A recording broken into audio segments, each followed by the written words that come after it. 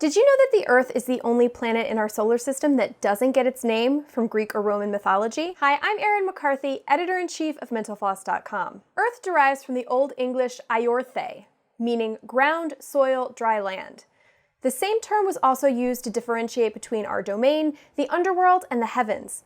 Keep in mind, this was before our modern conception of planets. The fact that we needed a way to refer to our planet before we even really figured out what a planet is probably helps account for the murky history around the word. It's impossible to say who first used the word Earth, or one of its antecedents, to refer to the astronomical entity that is the Earth. One usage probably just bled into another as our scientific understanding expanded. And those two facts about the word Earth's sorta unsatisfying etymology are just the first of 100 facts about Earth that I'm going to share with you today.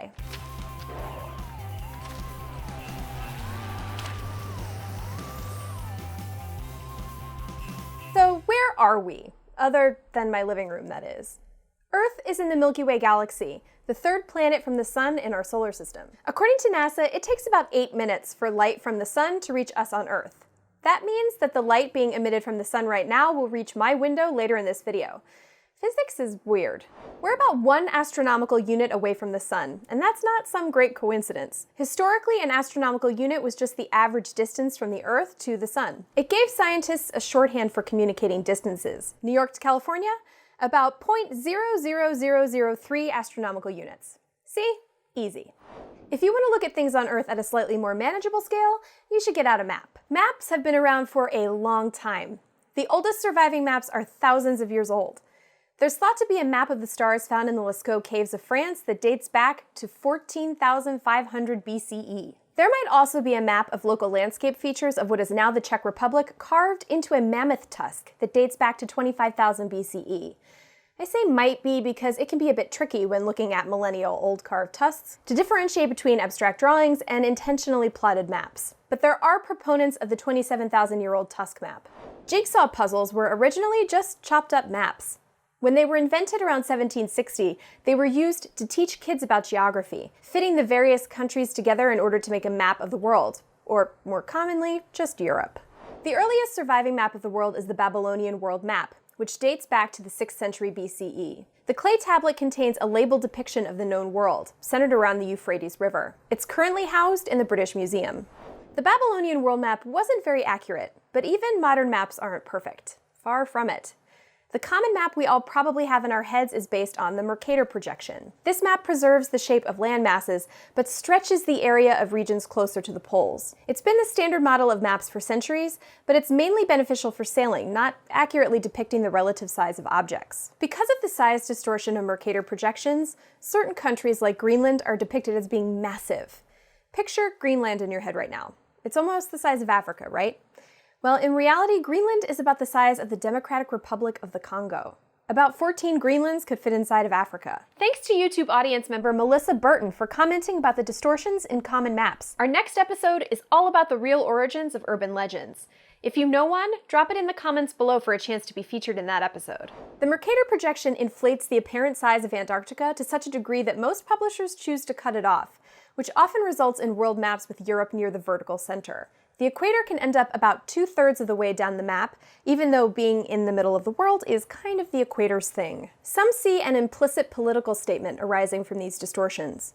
When Boston Public Schools decided to stop purchasing Mercator projection maps for their classrooms, an official framed it as part of an effort to move past what they said was a view that is very Eurocentric. A more full-throated criticism comes from Marianne Franklin, professor of global media and politics at Goldsmiths, University of London, who said that distorted projections like Mercator's, quote, underpin the ongoing Anglo-Euro-American presumption that the world belongs to them, and pivots around these geocultural axes. In the case of the Boston Public School system, they decided to start purchasing maps based on the Gall-Peters projection, which offers a more accurate depiction of size and area. It has its own drawbacks, though, as it distorts the shapes of continents. Some cartographic historians, like Professor Matthew Edney at the University of Southern Maine, favor the Eckert-Ford projection, which preserves proportionality without distorting the shape of continents as much as the Gall-Peters. The fact is, there's some basically insurmountable obstacles when attempting to perfectly represent a 3-dimensional planet in 2-dimensional space. If only there were some kind of globe-shaped device. The first known globe is said to have been created in about 150 BCE by a philosopher named Crates of Malis in Cilicia. The idea of a spherical Earth was considered around 500 BCE by Pythagoras, but if anyone thought to create a globe at the time, the evidence has been lost to history. A century and change later, the Greek philosopher Aristotle was clear that the Earth wasn't flat.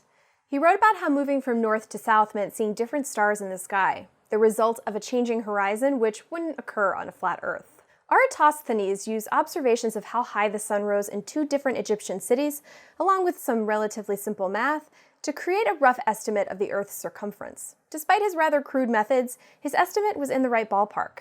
That was more than 2,000 years ago. The oldest surviving globe was created in 1492 by a German astronomer named Martin Beheim. The globe, named Erdapfel, which literally means earth apple, is an important piece of history that documents our simultaneously broad and limited understanding of the Earth. It contains a myriad of errors, including a couple of mythological islands throughout the Atlantic Ocean. But give Beheim a break. He didn't have Google Earth to fact-check. Another of the oldest surviving globes, the Hunt-Lennox globe from around 1510, is also one of the few historical appearances of the phrase hic sunt dracones, or here be dragons. The Latin phrase appears below the equator off of Asia, which might be a reference to the Komodo dragons in the Indonesian islands. In 1519, Spanish explorer Ferdinand Magellan departed Spain with 5 ships and demonstrated that the globe could be circumnavigated, laying to rest any lingering doubt about its shape. Magellan died during the voyage, and of the 5 ships, only 1 completed the circumnavigation. During the 18th and 19th centuries, it was considered somewhat fashionable for middle-class men of the world to carry around a pocket globe, which is a tiny 2 to 3 inch globe that fits right alongside your pocket watch. On the other end of the spectrum, the largest globe in the world is called Eartha, coming in with a diameter of just over 41 feet. It was developed by the Delorme Mapping Corporation and is now housed in an atrium in Yarmouth, Maine. Guinness World Records awarded it the title of largest revolving globe in the world in 1999. Eartha still holds that record today. And while globes can represent the planet in interesting ways, it's hard for them to compare with the majesty of actual photographs of our planet made possible by advances in technology. On February 14, 1990, NASA's Voyager 1 spacecraft took a picture of the planet from roughly 4 billion miles away. It depicts the Earth as little more than a speck in the universe. It was taken at the behest of Carl Sagan, who later wrote about it as, quote, a mote of dust suspended in a sunbeam. He called it the pale blue dot. Earth has also proven to be quite the muse for musicians. Marvin Gaye's 1971 hit Mercy Mercy Me was about ecological conservation. Joe Walsh made an entire album, Songs for a Dying Planet, about it. In 2015, Paul McCartney, Sean Paul, and Natasha Bedingfield, among others, recorded Love Song to the Earth, an all-star composition to raise awareness for climate change. Artists have also taken inspiration from the Earth in more high-tech ways, namely from Google Earth. Belgian-born artist Mishka Henner uses satellite images as the basis for works like 51 U.S. military outposts, which features photos of supposedly low-key military installations. Not only has Earth been a favorite subject of artists, it's also been a favorite art material. A conceptual art movement in the 1960s and 1970s brought with it a style known as land art or earth art, which used soil, rocks, sand, and other humble materials to create pieces. One of its major figures was Robert Smithson, who actually created pieces out in nature like Spiral Jetty, made out of earth and basalt. One of the most spectacular earth artworks is Celtic Horse in Slovakia, a 330-foot by 330-foot geoglyph, otherwise known as a stone sculpture. The artist, Andrew Rogers, has created over 50 geoglyphs, working in 16 countries and all 7 continents. Earth has also been a rich source for science fiction. Jules Verne's Journey to the Center of the Earth, which was published in 1864, illustrates the hazards of descending into the Earth, where the book's protagonists encounter Jurassic sea monsters. Perhaps less influential is the criminally underappreciated and objectively bad 2003 film The Core, which features Stanley Tucci as part of a motley crew going to the center of the Earth to set off a series of nuclear bombs because reasons. If we were to make our own informational journey to the core, we'd start at the crust. Or actually, we'd start about 4.5 billion years ago, when the Earth was a more or less uniform ball of hot rock. Where does that 4.5 billion figure come from? Well, the Earth is thought to be about 4.54 billion years old, plus or minus about 1%. After all, what's 50 million years or so between friends? That number is the result of observation, radiometric dating, and a bit of educated guesswork. Scientists sometimes look for the oldest rocks they can find here on Earth and analyze the radioactive isotopes within them to determine their ages. Rocks at least 3.5 billion years old have been found on every continent, and zircon crystals in Western Australia can be dated as far back as 4.4 billion years ago. One problem with this method is that plate tectonics can destroy and recycle some of the planet's oldest rocks, making them less useful for aging the planet. Thankfully, we have a near neighbor, the Moon, that has not been disturbed by plate tectonics and therefore has many more ancient rocks to collect. Astronauts collected some of these moon rocks back in the 60s and 70s, some of which were eventually dated to between 4.4 and 4.5 billion years ago. Our current best estimate for the Earth's birthday, henceforth known as Earth Day, which won't be confusing for anyone, comes from synthesizing a number of different data points. Radiometric dating of meteorites gives us an idea of when the solar system formed, and analyzing the composition of different isotopes of lead here on Earth helps researchers determine how much time would be required to get to these particular compositions. The resulting estimate, that Earth is 4.54 billion years old, is offered with a relatively high degree of certainty, but questions remain. We're not sure how quickly the Earth formed, for example.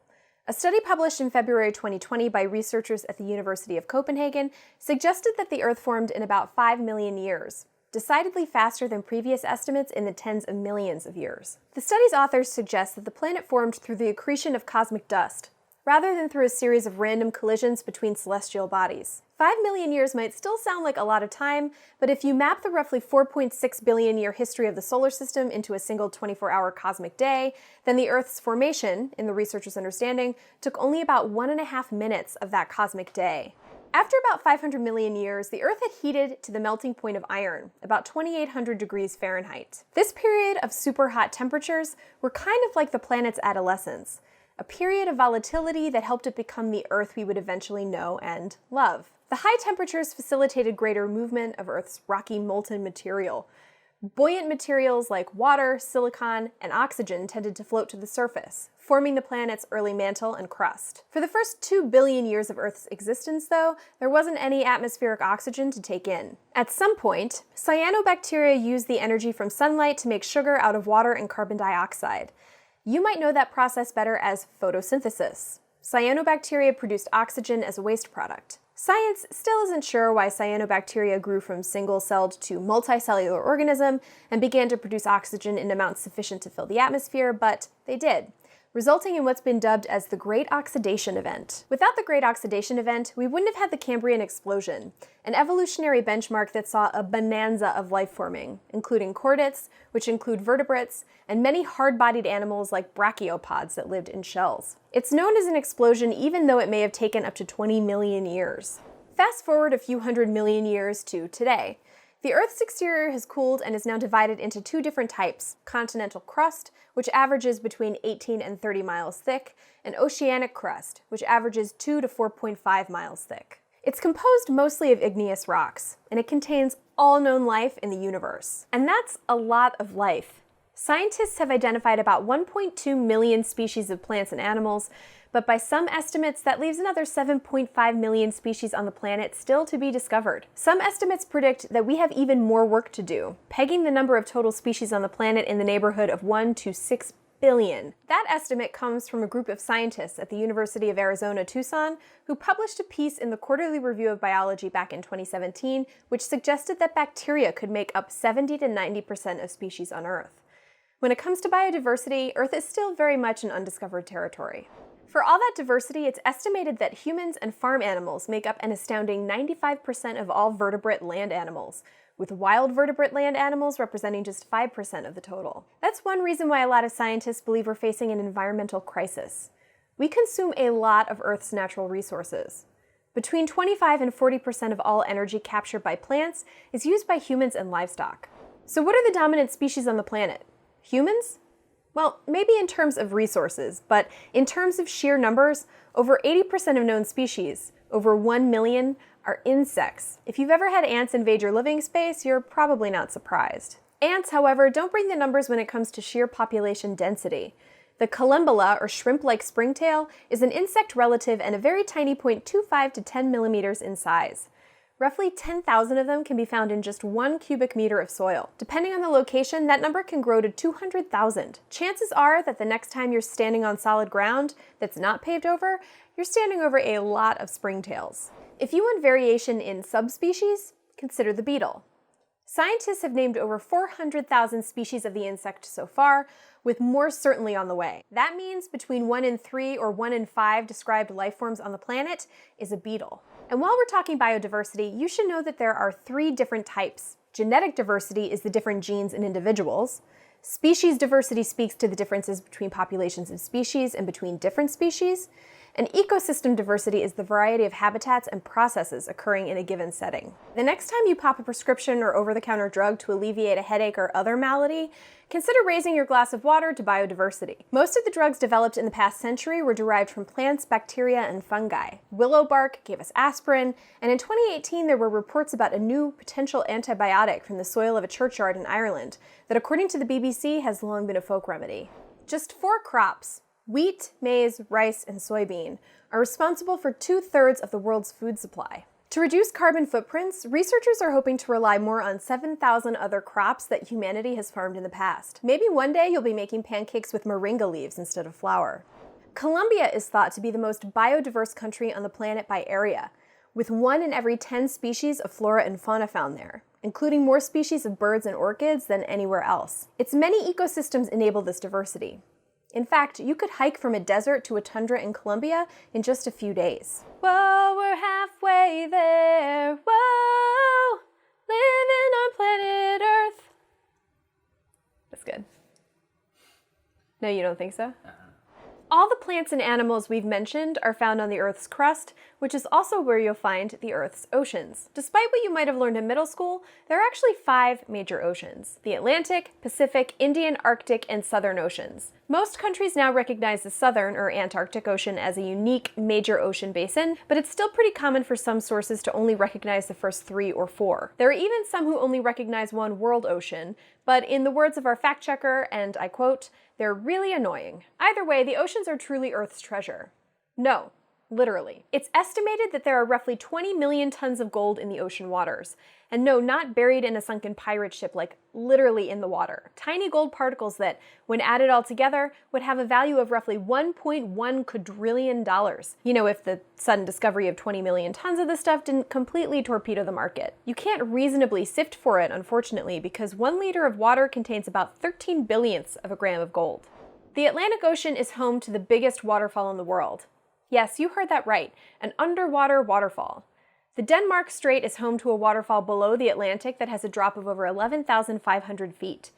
The cold water coming from the east is more dense than the warm water from the west, so when they meet, the cold water drops down, creating a massive waterfall. The Atlantic is also home to the Mid-Atlantic Ridge, a massive, mostly underwater mountain range that spans around 10,000 miles. For context, the Andes are about 4,300 miles long. The most remote place in the world is in the Pacific Ocean. Known as Point Nemo, it is the place that is farthest away from any land. The closest islands are over 1,600 miles away. It's so remote that at certain times, the closest humans to this point are astronauts aboard the International Space Station. In 1992, over 28,000 rubber duckies were accidentally dumped into the Pacific Ocean. Making lemonade out of the situation, oceanographers tracked where the ducks wound up to better understand the water currents. The duck sightings continued through the mid-2000s. The Indian Ocean has gone by a handful of names over the years, landing near its current name in the 16th century, when it went by Oceanus Orientalis Indicus, or Indian Eastern Ocean. It was also known as the Western Oceans by Chinese explorers. There's an almost entirely submerged continent hiding in the Indian Ocean. The Kerguelen Plateau is about 3,000 kilometers to the southwest of Australia and is a result of the Kerguelen volcanic hotspot, probably forming around 130 million years ago. The Arctic Ocean is the smallest of the oceans, but that doesn't mean it's easy to explore. The first scientific expedition to the Central Arctic didn't occur until the 1890s, thanks to a Norwegian explorer named Fridtjof Nansen, who incidentally would go on to win the Nobel Peace Prize in 1922 for his work with refugees. Walruses are primarily native to the Arctic Ocean, though they're also found in the Atlantic and Pacific. Their tusks seem to serve a mostly social purpose in mating displays and shows of dominance, but they've also been known to use the ivory protuberances to, in the words of the National Oceanic and Atmospheric Association, quote, haul their heavy bodies up onto the ice. The Southern Ocean is recognized by many governing powers. It is not, however, recognized by the National Geographic Society, who have the Atlantic, Pacific, and Indian Oceans extending to Antarctica. Despite being a pretty cold and uninviting place, the Southern Ocean is home to a bounty of wildlife. Penguins, whales, orcas, seals, and colossal squids call this place home. Did I say wildlife? I meant sea monsters. Even deep oceans are found on the Earth's crust, but if we go a bit deeper, we hit the mantle. It's solid, like the crust, but also contains softer rocks that can move over the course of millions of years. Activity in the mantle plays a key role in plate tectonics. More on that later. A couple more cool mantle facts for all my mantle heads out there. The temperature in the mantle can range from around 1,000 degrees Celsius to 3,700 degrees. As you might expect, it generally gets hotter the deeper you go. There's even a term for this change: geothermal gradient. Basically, each kilometer you drop in the crust, the average temperature will rise about 25 degrees Celsius. For Americans, that's an increase of roughly 1 degree Fahrenheit for every 70 feet you go down. It's slower in the mantle, rising around half a degree Celsius per kilometer until you get near the core, when the rate of increase picks up again. You have to descend about 3,000 kilometers from the Earth's surface to end up in the core. That's only about the distance between London and the Norwegian archipelago Svalbard, which is home to the Svalbard Global Seed Vault, which we talked about in our episode all about forbidden places. The point is, we're really not that far from our planet's super hot core. And I mean hot. Caltech geochemist Paul Asimov told Popular Mechanics, quote, "Within uncertainty, the temperature at the center of the Earth is the same as the temperature at the surface of the sun. That's roughly 10,000 degrees Fahrenheit, which, amazingly, is nearly as hot as my living room gets while filming these episodes of the List Show." Given the temperatures and pressures involved, direct observation of the Earth's core is impossible, unless, of course, you're Stanley Tucci in a ship made out of unobtainium. So how do geologists make inferences about it? Dr. Ken Rubin, professor in the Department of Earth Sciences at the University of Hawaii, addressed precisely that question in the adorably very Web 1.0 website Ask an Earth Scientist. First, he says, quote, "We know the overall density and mass of the Earth based on measurements of how the Earth perturbs the orbits of other planets and the Moon. Basically, you can't put the Earth on a scale to get its mass, but you can use our understanding of gravity to come up with a pretty darn good estimate. With hat tips to Isaac Newton for his law of gravity and Henry Cavendish for determining the so-called universal gravitational constant. The Earth has a mass of roughly 6 sextillion metric tons. Its volume, incidentally, is around 1 trillion cubic kilometers. That sounds pretty big, but it all depends on what you're comparing it to. Around 1 million Earths, for example, could fit inside the sun. Perhaps on one of those Earths, I'm filming this inside our air-conditioned studio. Dr. Rubin explains that some other pieces of evidence help tell us about the overall chemical composition of materials on Earth, such as analyzing chondrites. Chondrites are a type of meteorite thought to be essentially unchanged since their formation at the beginning of the solar system. Rubin explains that we can look at information like this to create what is essentially a balance sheet of materials of all elements that should be found on Earth, then observe which chemical elements aren't in the crust or mantle. By process of elimination, geologists reason that these elements must be found in the core. Additionally, the existence of Earth's magnetic field tells us there must be a high concentration of metal in the Earth's core. Specifically, metal that can remain liquid even under very high pressures. The available evidence and common sense inferences allow us to assume the Earth's core is primarily iron, with a smaller amount of nickel alongside a lighter element, such as oxygen or sulfur. Here's an interesting fact about the Earth's magnetic field. It can flip. If you could stand in the same location, facing the same direction, hundreds of thousands of years apart, a compass would actually tell you you're facing north at one time and south at another. In fact, geologic evidence suggests that about 170 of these polarity reversals have occurred over the last 76 million years. A recent study published in the journal Nature Communications suggests that these polarity reversals can happen considerably faster than once thought, though considerably faster is obviously a relative term. You're still talking tens of thousands of years. The Earth is not a sphere. Its shape is more accurately, if still imperfectly, described as an oblate spheroid. That just means it's a bit squashed at the poles and bulges at the center. A variety of forces, from plate tectonics to tides to weird anomalies in gravity, mean the planet isn't a perfect oblate spheroid. But the phrase does indicate a warping in shape compared to a sphere that gives us a much better picture of reality. This warping in shape is due to the rotation of the Earth and the centrifugal force it creates. Geologist Vic Baker at the University of Arizona in Tucson compares it to spinning a ball of silly putty, though he notes that, quote, Earth's plasticity is much, much less than that of the silicone plastic clay so familiar to children. By the way, if anyone from the Silly Putty Corporation is watching, the silicone plastic clay so familiar to children is just a dynamite rebranding opportunity staring you in the face. The less than perfectly spherical shape of the Earth means that when standing at sea level, you're actually closer to the center of the Earth at the poles compared to the equator. About 21 kilometers closer, in fact.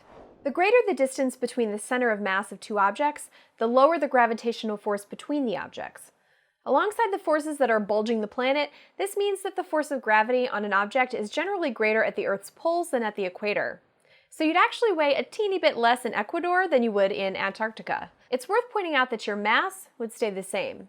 We're referring specifically to weight, which is basically a way of saying the force of gravity on an object. There are other factors that come into play, though. Higher altitudes bring you further from the center of the Earth, so your weight decreases a little bit in a high-flying airplane, for example. The altitude you gain from being on a mountain has a more complicated relationship to gravity. Yes, the altitude brings you farther from the center of the Earth, but the mountain itself provides an additional source of gravity. And the density of the Earth's crust in a given location plays its own role in your weight, mountaintop or otherwise. Gravity actually varies throughout the planet for a number of reasons. One of the biggest variations is observed in Canada's Hudson Bay region, where the average resident weighs about 1/10 of an ounce less than they would in an area with a more typical gravitational force. GRACE, a joint research project by NASA and the German Aerospace Center, offered an explanation for the relative paucity of gravity in Hudson Bay, identifying two contributing factors. Tens of thousands of years ago, a giant ice sheet covered the area, depressing the Earth's crust and forcing mass away from the depression. This means that there's less mass underneath you in Hudson Bay and therefore less gravitational force. Additionally, convection 100 to 200 kilometers beneath the surface of the Earth likely plays its own role. It's thought that convection currents drag the continents down and lower the gravitational force of the area. The GRACE researchers estimated that the impact of the ice sheet could account for 25 to 45% of the drop in gravity at Hudson Bay, with the rest being attributed to convection currents and tectonic movement. The constant, if quite slow, movement of tectonic plates has far-ranging effects on the planet. They can give rise to entire islands, like Hawaii, for example, which is actually a series of volcanoes. Plate tectonics can also cause earthquakes. For instance, two plates collide, pressure builds up. When the plates eventually break loose, the pent-up pressure can result in tremors that are undetectable without instrumentation or in a massive natural disaster. The largest earthquake ever recorded with reliable instrumentation is 1960's Valdivia earthquake in southern Chile. It was measured as a 9.5 on the moment magnitude scale. It's like the Richter scale, but more on that distinction will have to wait until our episode about misconceptions in the geosciences. The moment magnitude scale is logarithmic, meaning the massive Chilean quake released almost 8,000 times more energy than San Francisco's devastating 1989 earthquake, which registered as 6.9. We're now 88 facts in, and the air conditioner has been off in my apartment for 2 hours. Seems like as good a time as any to discuss weather. Weather and climate are not the same thing. Think of weather as a single data point, telling you about a moment in time, and climate as a collection of data points. Climate is the trend of weather patterns. Spoiler alert for planet Earth, the trends aren't great. Earth's weather phenomena, though, can be truly fascinating. In 1991, a tornado carried a canceled personal check from Stockton, Kansas to Winnetoon, Nebraska. That's about 223 miles. Talk about a bounced check. No, sorry. Though it's never been properly studied, it's also possible for lightning to form a terrifying bouncing ball. It's not a very well understood process, but science historians speculate that there are mentions of the phenomenon as early as 1557. Humans are basically at the mercy of weather, but that hasn't stopped us from trying to gain the upper hand. From ancient Greek mythology to modern religious prayers, summoning specific weather patterns has been a recurring goal for some human beings. For example, the Berwick witches of Scotland attempted to use black magic to sink the ship of King James VI of Scotland by summoning storms. Or at least that's what they were accused of. There are some modern attempts to control the weather, the most common being cloud seeding, a process that attempts to change the precipitation in clouds. This is done either to promote rainfall or to suppress fog, for airports, for instance. It often uses chemicals such as silver iodide or dry ice to do this. Its effectiveness is debatable. Unfortunately, modern attempts to modify the weather have been used for dark purposes as well. For example, Operation Popeye was an American military tactic to promote rainfall in Vietnam, which would prolong the monsoon season and therefore disrupt supply lines. Since then, weather warfare has been banned by the UN under the Environmental Modification Convention. Earth's atmosphere is a complex and beautifully layered shield from the nightmare that is outer space. Here's a fact for each main layer of the atmosphere. The troposphere is the lowest layer of Earth's atmosphere, extending from the surface to, on average, about 12 kilometers above the surface. Although it is the shortest layer, it contains about 80% of the mass of the atmosphere. The stratosphere is next, and extends to about 50 kilometers above the surface. It's home to the ozone layer. And while ozone might sound like a Power Rangers villain, it's actually just trioxygen, or O3. Bonus fun fact, ozone has been described as smelling like chlorine, a burning wire, and like an electrical spark. Yankee Candle, I think I found your new hit. The middle layer is called the mesosphere, which extends to about 80 or 85 kilometers above sea level. The top of the mesosphere is known as the mesopause, which is the coldest natural place on Earth. The average temperature is about negative 120 degrees Fahrenheit. Next up is the thermosphere, which has an altitude range of anywhere from 500 to 1,000 kilometers. Changes in solar activity can affect this altitude greatly. It's also home to the International Space Station. And finally, we have the exosphere. This layer extends to about 10,000 kilometers above sea level, though some peg that number as high as 190,000 kilometers, or about half the distance to the moon. After all, it's kind of hard to say where Earth ends and space begins. The density of molecules is so low in the exosphere that atoms can travel hundreds of miles before colliding with one another. Sounds lonely. Remember to drop those origins of urban legends in the comments below for a chance to be featured in our next episode. That'll be up on October 7th, but new videos go up every Wednesday on the Mental Floss channel. Subscribe and hit the little bell to make sure you catch them all. We'll see you soon.